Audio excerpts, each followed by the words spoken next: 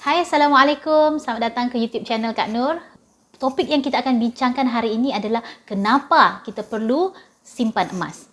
Apakah kepentingan emas supaya kita dapat simpan untuk masa akan datang? Penerangan ini adalah daripada mentor Kak Nur sendiri, iaitu Cik Jun.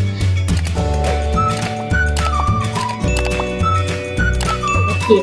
So hari ni kita nak cerita kenapa emas ni selalu dianggap sebagai ubat untuk kebocoran wang. Selalu disebut elak duit bocor, elak ketirisan, ubat untuk kalis boros dan sebagainya lah orang panggil. Okay. Bagi mereka-mereka yang dah biasa menyimpan emas, maka mereka akan rasa sedikit nikmat ataupun manisnya di mana duit mereka ni banyak yang telah dapat diselamatkan. Macam mana cara yang kita katakan emas tu boleh selamatkan daripada keborosan, ketirisan duit ni. So Cik Jun nak cerita sikit hari ni kenapa dikatakan emas tu dia dapat elak duit kita daripada bocor. Baik, sebelum kita cerita kenapa dia boleh elak duit bocor, Cik Jun nak bagi tahu ada baru-baru ini dikeluarkan di surat khabar di mana laporan mengatakan ramai orang dia tak dapat simpan walaupun 6 bulan kecemasan. 6 bulan gaji untuk kecemasan. Maknanya kalau gaji dia sebulan 1,100, so 6 bulan kecemasan ni maknanya dia kena ada sekurang-kurangnya dalam 7,000 lah. Dalam 7,000. Dalam 7,000, 6,000 ke 7,000 untuk simpanan kecemasan. Kenapa? Dan ramai juga yang mengatakan bila dia simpan walaupun guna ASB, simpanan dalam amanah saham, simpan bank ke, simpan sendiri ke, still mengalami tak boleh nak simpan, korek lagi ada. Dah simpan tapi tak pernahnya banyak. Makin si simpan, makin jadi sikit. Tak pernah banyak. Kenapa? Sebab prinsip wang ni sendiri sebenarnya. Bila kita nampak duit yang disimpan, duit tu sendiri ialah di mana satu emosi melibatkan kita rasa duit ialah untuk digunakan untuk berbelanja. Kalau kata kita bagi kat budak-budak sendiri pun, kalau kita pergi belanja sekolah, kalau kita dah sehari kita bagi RM5, kita tak pesan apa-apa pun dekat dia. Simpan ke, kita tak pesan, secara automatiknya RM5 ni boleh habis sekejap je. Tak payah pesan pun dekat anak-anak, ambil RM5, tak payah pesan apa-apa. Tak percaya cuba buat kat anak-anak tuan-tuan dan perempuan. Tak pun sendiri buat. Cuba bagi kat dia RM5, pergi sekolah, tengok apa jadi. 10 sen pun kesilap bulan dia tak bawa balik. Ini memang jadilah kat anak-anak saya sebab saya anak boleh mengurang. Jadi saya tahu yang mana yang dah bersekolah dan sampai remaja, jadi saya tahu. Jadi tapi saya akan ceritakan sikit kemudian bagaimana saya buat satu kaedah untuk anak-anak ni boleh menyimpan dan menukarkan kepada emas. Baik, bila dikatakan wang untuk sendiri kita tengok sebagai satu emosi untuk berbelanja. Jadi kita tak dapat menyimpan. Walaupun dalam SB, bila dapat saja bonus, tabung haji, keluarkan hibah, kita akan rasa, dah ada duit ni. Dia cepat, dia laju. Otak tu kan dia akan cepat berfikir, mungkin bulan ni kita boleh nak beli benda-benda yang kita rasakan macam keperluan tapi lebih kepada keinginan. Jarang sekali kita tengok orang yang simpan SB ni dia tak keluarkan duit dia. Most likely bila umum saja bonus, memang ramai lah. Tengok kat pejabat pos pun ramai, dekat bank pun ramai yang keluarkan. Jadi sebab itulah dia simpan tak cukup tak juga banyak. Simpan tu makin lama makin sikit. Bukan makin lama makin banyak. Jadi bila tak ada ubat, itu yang menyebabkan simpanan untuk 6 bulan kecemasan pun memang tak ada. Jadi hari ini kenapa yang menjadikan emas tu satu simpanan yang elak kalis daripada boros ialah duit bila kita tukarkan kepada emas, walaupun nilainya 1 gram, kita takkan cakap, kita tak akan tengok emas tu, contohlah ni 5 gram. Okay, 5 gram. Contoh 5 gram ni nilai dia RM1,000. RM1,000 lebih. Kalau harga sekarang kita ada RM1,000. Kalau kita letak dalam kita punya duit dompet, hanya boleh bertahan berapa lama saja. Kalau betul-betul otak kita akan bermain-main, RM1,000 ni boleh buat macam-macam, itu boleh buat ini. Jadi dia lebih kepada kita rasa nak belanja. Tapi kalau kita simpan 5 gram sahaja, dalam wallet, dia boleh bertahan bertahun-tahun lamanya. Sebab ni benda yang memang saya sendiri dah buat. Bila simpan saja, tukar saja RM1,000 kepada 5 gram, dia boleh bertahan bertahun lamanya. Sebab apa? Kita tak nampak emas ni bentuk duit. Yang kita nampak ianya cuma bentuk emas. Di situlah psikologi emas ni dia memainkan peranan penting dengan otak kita, sebab dia akan associate, dia akan kaitkan emas. Bila kita bagi saja dekat orang, kalau perempuan sendiri pun barang kemas kita beli, dia beli kat dia, dia pakai. Kalau emas, saya bagilah dekat tuan-tuan dan perempuan. Ada tak tuan-tuan dan perempuan kata, "Oi, emas ni saya nak pergi belanja"? Tak ada. Sebab dia akan cakap, ni emas kena simpan baik-baik. Kita akan rasa macam, tak selamat ni, kena simpan baik-baik. Nampak? Dia punya emosi kita yang attach dengan emas ni ialah emosi kita rasa nak simpan. Bila emosi nak rasa nak simpan, itu yang kita rasa bila duit dah tukar jadi emas, dia jadi selamat. Rasa selamat sebab apa? Dah confirm dah tak pergi rasa nak belanja dah.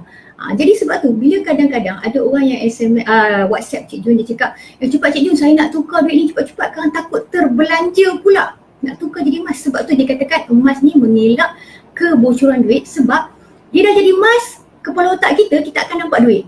Dia tak nampak duit, so kita tak buat apa-apa dengan duit tu.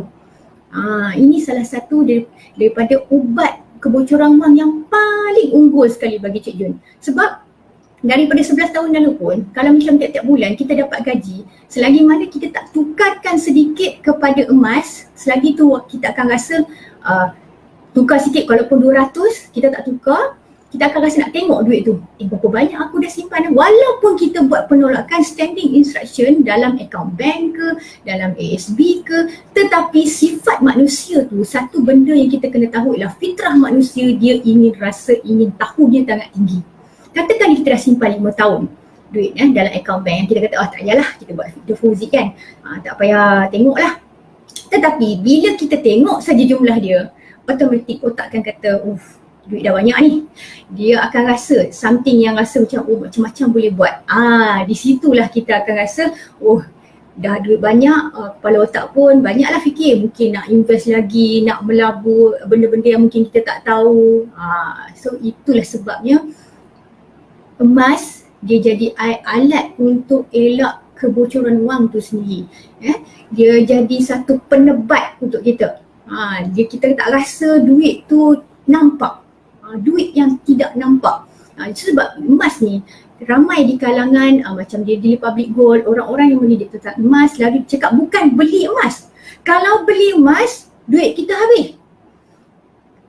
Kalau kita kata macam satu perbelanjaan pula beli emas ni, itu sebab silap. Bila ramai orang cakap emas ni satu perbelanjaan, kita beli, duit dah tak ada. Kan?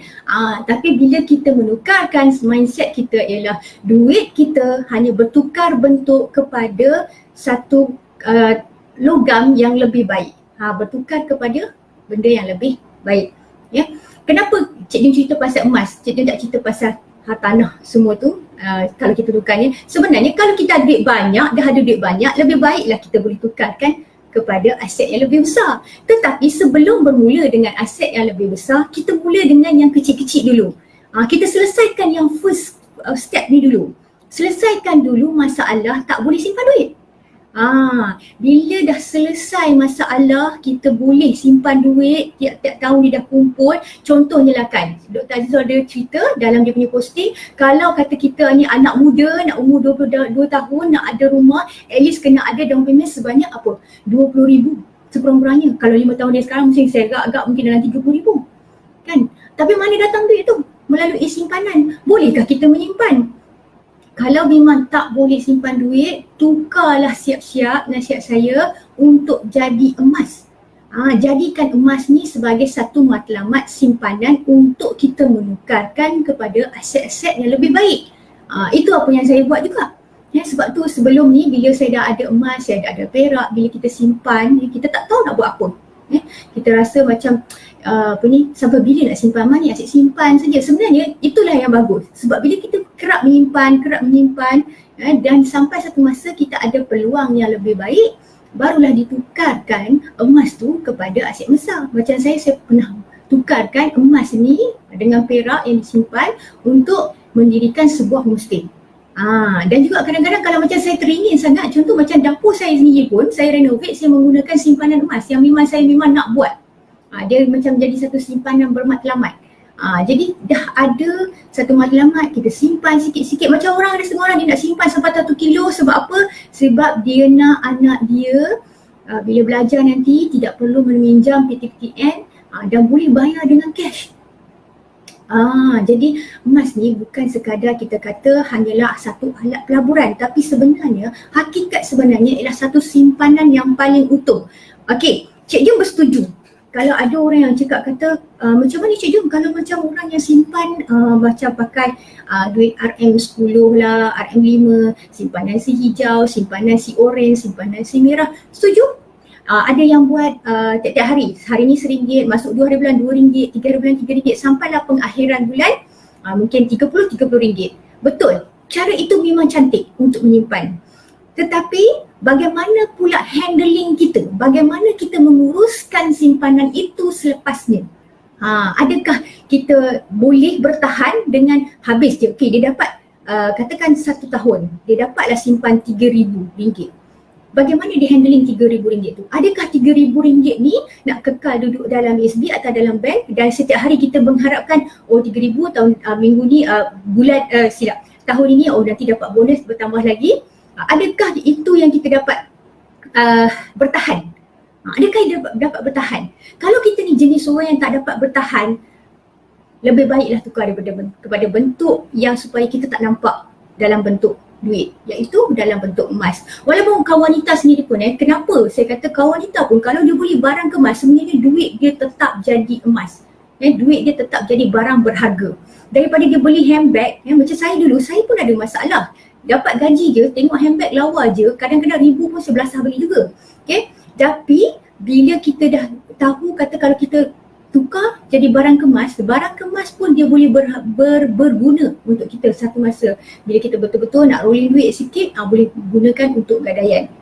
So, ianya masih lagi dalam keadaan di mana kita berbelanja kepada satu harta yang lebih baik dan in form of yang tak nampak duit. Kalau orang dulu-dulu, barang kemas untuk wanita ni, bila dia beli, selalu mak saya cakap, kita kata apa, kalau kita beli barang kemas, nampak barang, dia cakap. Nampak barang ni maknanya nampak benda yang berharta, benda yang naik nilai. Kita boleh pakai dan kita tahu kata harga emas ni lama-lama dalam jangka panjang dia naik. So bila kita dah tukar, dia dah jadi bentuk yang automatik otak kita kata ini emas ni simpan. Kalau barang kemas, perempuan dia kata apa? Boleh pakai, boleh melarang, boleh bergaya. Kalau tak nak pakai pun boleh simpan, bagi ke anak cucu pun boleh. Nampak? So dia sangat-sangatlah satu alat yang di mana saya rasa tidak ada lagi alat yang lebih baik untuk kita tutup keinginan untuk berbelanja dengan duit yang kita dah niatkan untuk simpanan. Okay, so dah nampak sikit kenapa emas ni dia adalah satu ubat untuk elak duit bocor. Jadi bagaimana nak mula? Mulalah paling rendah pun 0.5 gram pun boleh, RM100 pun boleh ataupun 1 gram pun boleh. Dan juga terus konsisten. Jangan hari ni simpan, bulan ni simpan 0.5 gram, bulan depan tak simpan, bulan seterusnya tak simpan. Kalau boleh buat dia konsisten. Kalau segram boleh mampu 100 lah bulan ni. 100. Bila boleh tukar pada 100, dia dah tukar kepada 0.5 gram. Kita dah tak nampak lagi bentuk 100. So bila dah tukar 0.5 gram, kita cuma nampak gram. Sampailah hujung tahun pun kita nampak gram emas. Jaranglah bila orang yang simpan gram emas ni, dia suka-suka hati nak pergi convert jadi duit. Dia nak kira, berapakah keuntungan yang dia dah dapat. Jarang lah. Tetapi dia hanya mengejar gram. Gram emas demi gram emas. Dia tengok, dah ada 10 gram dah, dah ada 20 gram dah. So automatically 20 gram yang disimpan dalam setahun, dia akan lebih banyak dapat disimpan berbanding kita simpan dalam bentuk RM. Ini rata-rata pun yang kalau kata kita suruh simpan sebulan 200 memang tak boleh dalam bentuk RM. Tapi kalau kita suruh simpan dalam bentuk emas, hujung tahun dia boleh ada banyak gram. Automatik bila banyak gram, maknanya dia adalah simpanan. Okay, so Cik Jom harap dapat sesuatu hari ini berkenaan dengan emas sebagai elak kebocoran wang, ubat untuk kebocoran wang, dan bermulalah. Bila nak mula? Mula segera. Sebab apa? RM100 bukanlah banyak. Kalau kata gaji bulan ni kita boleh buat untuk RM100, buat untuk RM100. Jangan bertangguh. Kalau kita ada sikap bertangguh, kita tak mula-mula, bulan depan kita kata bulan depan lagi, bulan depan pun bulan depan lagi. Umur makin meningkat, anak makin besar. So, mula segera. Ya? Okay. So, itu sahaja video Kak Nur pada kali ini. Kita jumpa lagi pada video yang akan datang. Assalamualaikum. Bye-bye.